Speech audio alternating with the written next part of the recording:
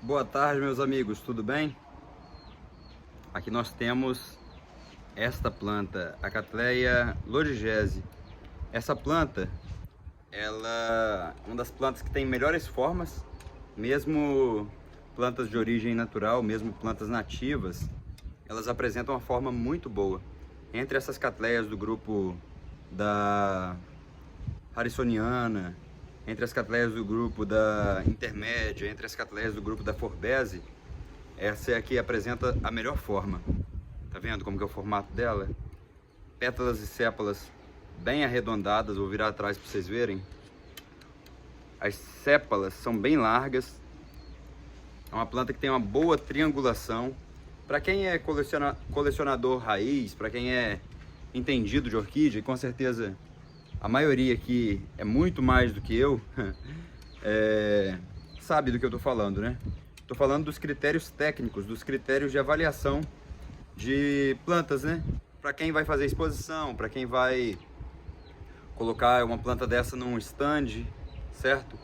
Porém, o que interessa para a maioria do público, para o público mais leigo, para o público que simplesmente tem o interesse de ter uma flor de uma beleza única, uma flor diferenciada, nós vamos dar as regras, né? Vamos dar as técnicas de cultivos que são aplicadas a essa planta.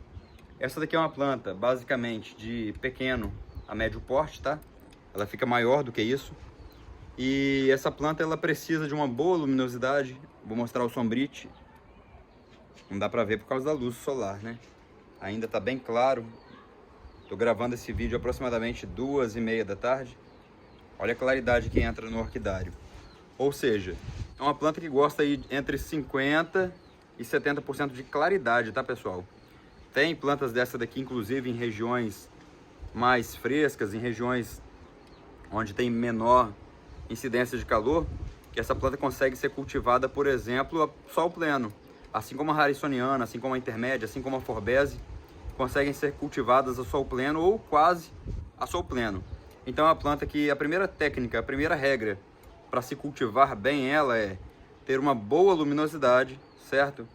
E outra regra muito importante para qualquer orquídea, não só para a Cattleya lodigese, que é o caso da planta que nós estamos falando agora, é a questão da fertilização, a adubação, né, pessoal?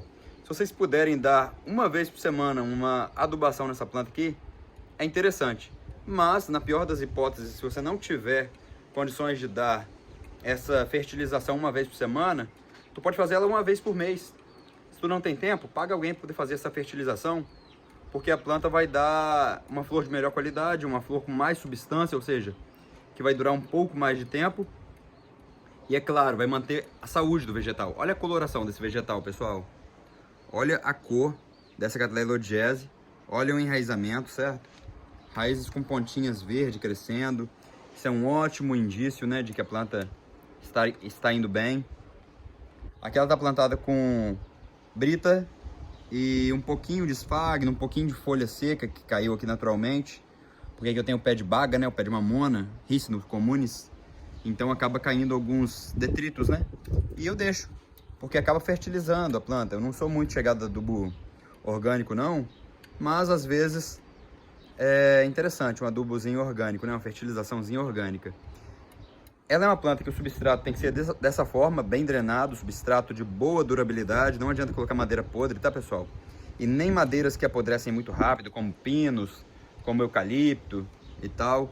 Sempre que você puder, opte por restos de madeira de lei, restos de madeira de... esqueci o nome agora, de peroba, lembrei, peroba branca. Às vezes vocês conseguem até em marcenarias, em locais que mexem, né, com madeira. Aqueles toquinhos pequenos eu pego, coloco dentro do vaso picado. Outro substrato que pode ser utilizado também é o carvão, o isopor, a casca de macadâmia. A de pinos eu não gosto muito, mas a de macadâmia tem uma maior durabilidade e evita fungos, tá? A de pinos ela atrai muito fungo, ela dá muito problema. Então eu excluí o pinos da minha coleção. Na minha coleção não se usa pinos. Na realidade a maioria das minhas Cattleyas estão plantadas ou em madeira pura, né, no caso toquinhos, ou então em brita. Vou mostrar essa labiata aqui, ó. Brita, tá? Pura pedra. Vou mostrar agora uma gutata. pedra. Eu peguei uma pedra de silt ou quartzo, não sei, não lembro. Coloquei a gutata. Olha a saúde dessa gutata na pedra. Só tem pedra. Beleza? Olha a raiz dessa planta. Olha as pontas da raiz. Quando a orquídea está com as pontas da raiz assim verdinha, em crescimento pleno, isso significa que a planta está indo bem, tá, pessoal? E olha bem, vou chegar mais para trás um pouquinho. Olha aonde começa a raiz dela, aonde termina. Olha aqui. Não dá nem para poder mostrar, né? Tem mais de 1 metro de raiz. Como essa planta aqui não é diferente, tá, pessoal? Isso aqui é uma planta que eu comprei do orquidário Calimã, certo? A genética dela é Lodigese tipo versus 3X. Ela é uma planta bem bacana de genética. Eu gostei muito dessa planta. O primeiro ano dela aqui em casa, ela não deu brotação, tá? Fiquei até muito preocupado, porque uma planta dessa tem que brotar pelo menos uma vez por ano, né? E ela passou praticamente 1 ano e meio sem brotar. Aí depois ela deu um brotinho pequeno com uma única folha. Vocês conseguem ver aí, tá vendo? E depois ele deu esse broto maior, com duas folhas e a flor. Olha que beleza. A irrigação dessa planta é o seguinte, pessoal. Eu sigo a mesma irrigação que eu uso para todas as orquídeas aqui em casa. Orquídea a gente espera secar para depois molhar. Se ela tá um pouquinho úmida, pessoal, não molha, certo? E se ela tá seca, já molhe. Não deixa uma planta ficar muito tempo seca, né? Não é interessante. E nem é interessante também molhar a planta que ainda está úmida, certo? Aqui elas pegam chuva. Quando está próximo de chover, eu fico aí sem molhar. Por exemplo, se eu sei que vai cair uma chuva daqui a 3 dias, eu deixo sem molhar. Porque aí elas desidratam um pouquinho. E a água da chuva, pessoal, é incrível. Quem já morou na roça ou quem já cultivou alguma coisa, sabe que a chuva ela hidrata de forma diferente as plantas. É muito diferente, principalmente porque através das descargas elétricas que ocorrem na atmosfera, ocorre um processo chamado, se não me engano, é eletrólise, onde o nitrogênio da atmosfera, que é um gás muito comum na atmosfera, ele precipita junto com a água e isso causa esse enraizamento e causa essa hidratação das plantas, certo? Isso é muito comum de se observar aqui, por exemplo, com a orquídea encíclia. A encíclia está super desidratada, está esturricada de seca, cai uma chuva em cima dela com coisa de 1 dia de chuva ou 2 dias, ela já está bonitinha, já está toda hidratada novamente, certo? Pessoal, vou ficando por aqui. Agradeço a vocês pela atenção.